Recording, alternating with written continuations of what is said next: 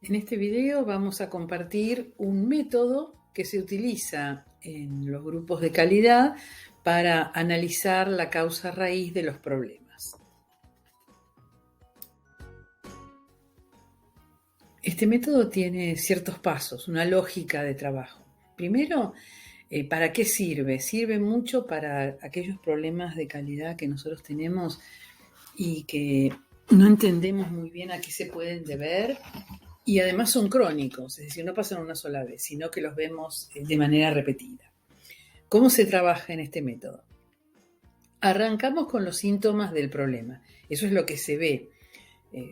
Errores, demoras, devoluciones. Entonces, a partir de eso, lo que hace el equipo es, a partir de analizar los síntomas, estudia cuáles pueden ser las causas de este problema. Eso es lo que no se ve, pero está.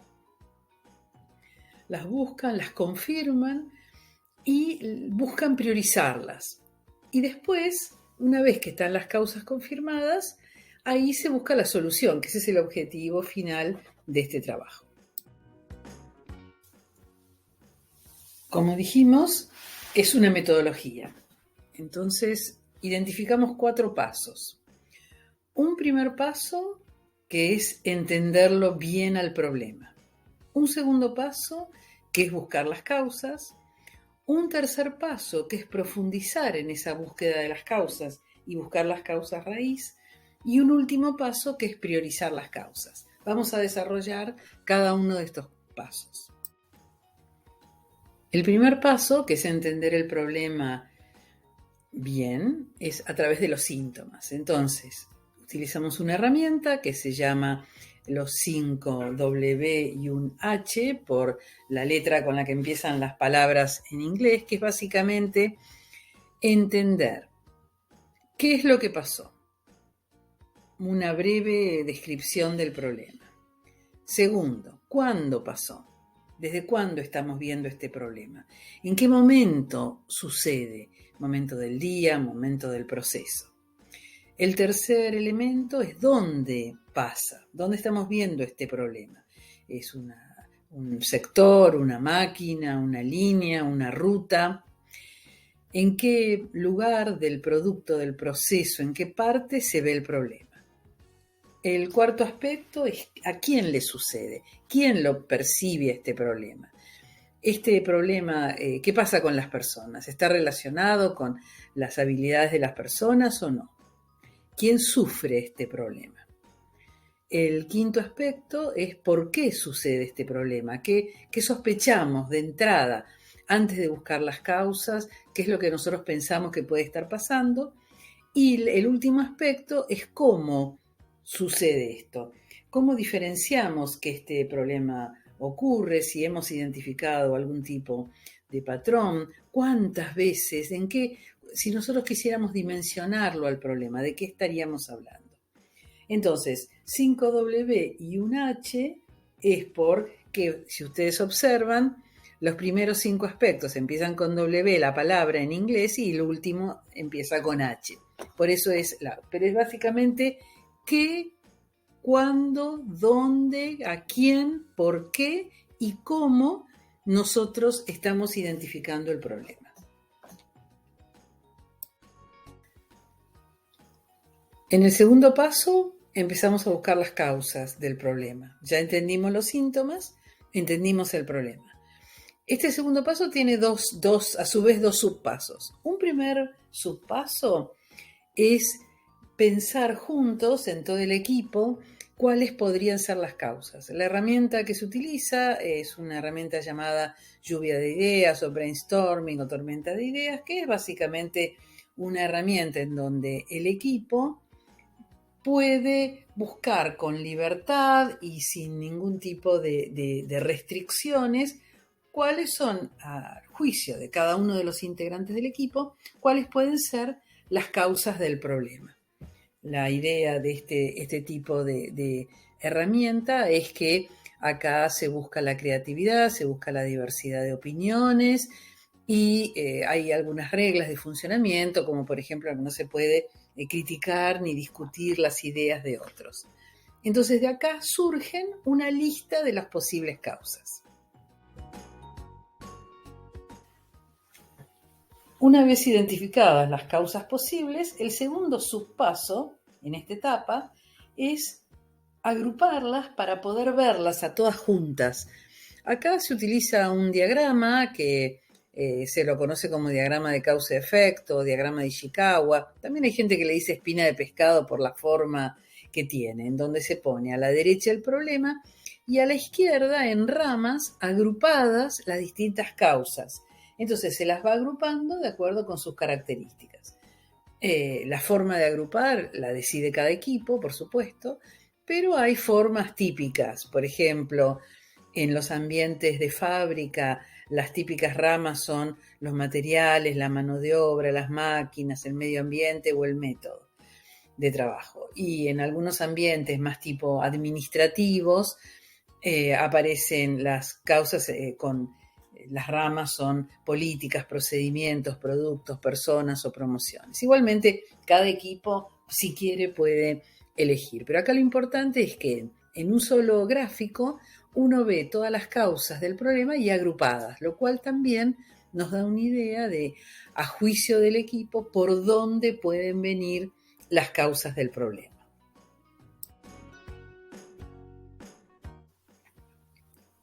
El tercer paso lo que busca es, a partir de estas primeras causas más evidentes que encontró el equipo, tratar de profundizar y buscar y tratar de entender por qué ocurren.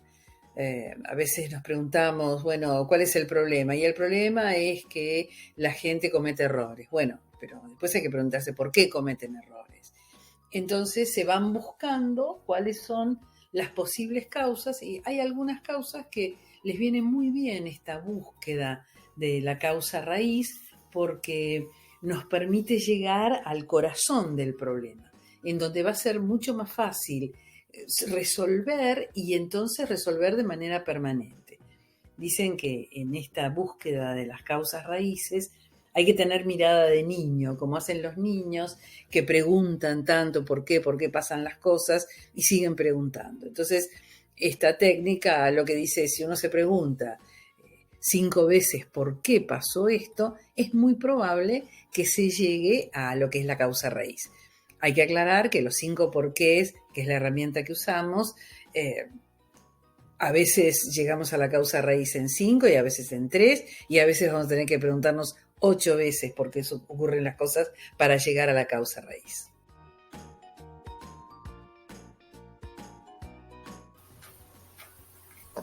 Veamos en un ejemplo cómo aplicar los 5 porqués. Supongamos que en un lugar en donde nosotros estamos hay gente que se está preocupando porque ve que hay una estatua que cada vez está más desgastada. La pregunta que se hacen es, bueno, ¿por qué se desgasta tanto la estatua? Y la causa evidente es, bueno, se desgasta mucho porque se la lava diariamente. Frente a esta causa evidente, podríamos pensar en una solución evidente, que es, bueno, lavemos la estatua menos frecuentemente o lavémosla con otro producto. Veamos cómo trabajaríamos este problema con el método de los 5 porqués. En el método de los 5 porqués partimos del problema y el problema es que la estatua está desgastada. Lo primero que nos preguntamos es, ¿por qué está desgastada?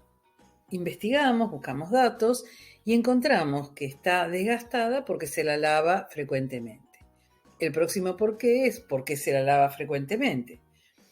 Investigamos, buscamos datos y obtenemos que la estatua tiene desechos de paloma, por eso hay que lavarla tanto. El próximo porqué que nos hacemos es ¿por qué tiene tantos desechos de palomas? Y la respuesta acá, después de nuestra investigación, es que tiene tantos desechos porque las palomas son atraídas por mariposas. Próxima pregunta, ¿por qué hay tantas mariposas cerca de la estatua? La próxima respuesta, a partir de los datos que conseguimos, porque las mariposas son atraídas por la luz cálida. Y la próxima pregunta que nos hacemos es, ¿por qué estamos usando luz cálida? Y acá es, bueno, porque se eligió en su momento la luz cálida. Y acá ya no vamos a seguir investigando porque ya llegamos a la causa raíz. La causa raíz es que la iluminación nocturna en esta estatua se hace con lámparas de luz cálida. El equipo entonces lo que encuentra es que la solución, ya no evidente, sino una solución estructural que posiblemente resuelva el problema a largo plazo, es cambiar la iluminación por lámparas LED, que son frías. Una buena práctica cuando aplicamos los 5 por qué es hacer el camino al revés. En este ejemplo que estamos viendo, nosotros decimos, al cambiar la iluminación por lámparas LED, que son frías, entonces la causa raíz, que era la iluminación nocturna con lámparas de luz cálida, debería estar resuelta. Entonces, si esto es así, hacemos la cadena al revés. Si no se usa más luz cálida, entonces las mariposas ya no son atraídas, porque ahora tienen luz fría. Si no hay mariposas, entonces las palomas ya no son atraídas, porque no hay mariposas. Ahora, si no hay palomas, entonces no hay desechos. Entonces la estatua ya no tiene desechos de paloma. Si no hay desechos, no es necesario lavarla tan frecuentemente. Entonces la estatua ya no se lava frecuentemente.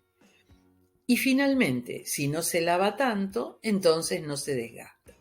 Es decir, volviendo para atrás, verificamos que el problema que dio origen a todo este análisis está resuelto.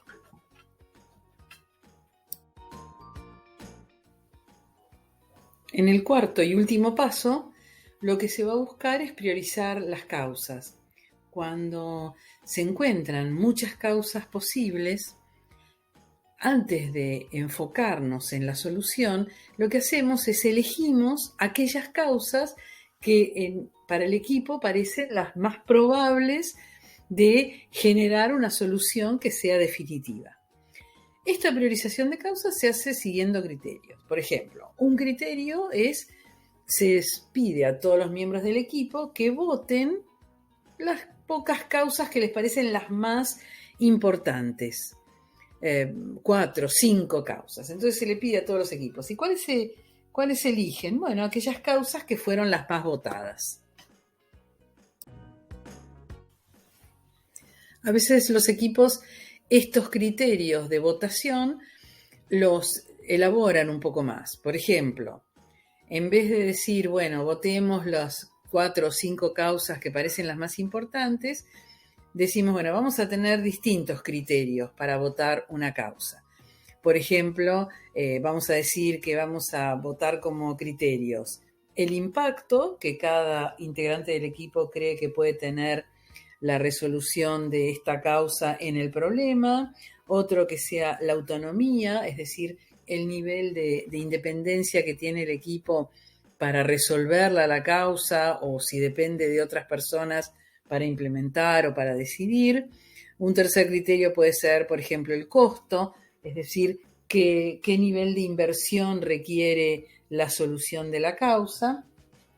Y otro criterio puede ser la facilidad de resolución, si es fácil o difícil de resolver en función de, por ejemplo, el nivel de aceptación que va a tener la resolución en los grupos de interés.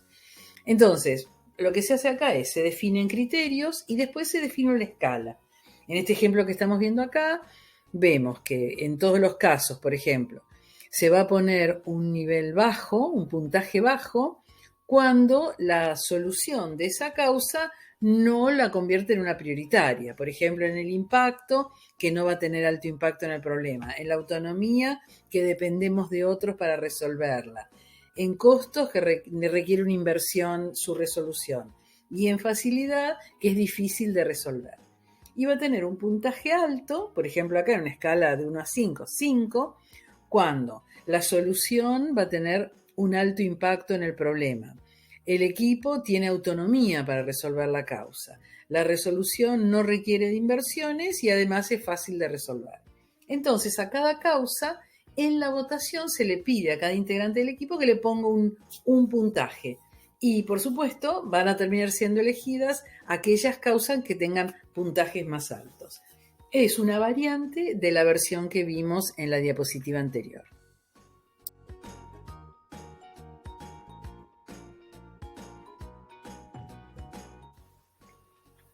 Muchas gracias y seguimos en contacto. Created using Powtoon.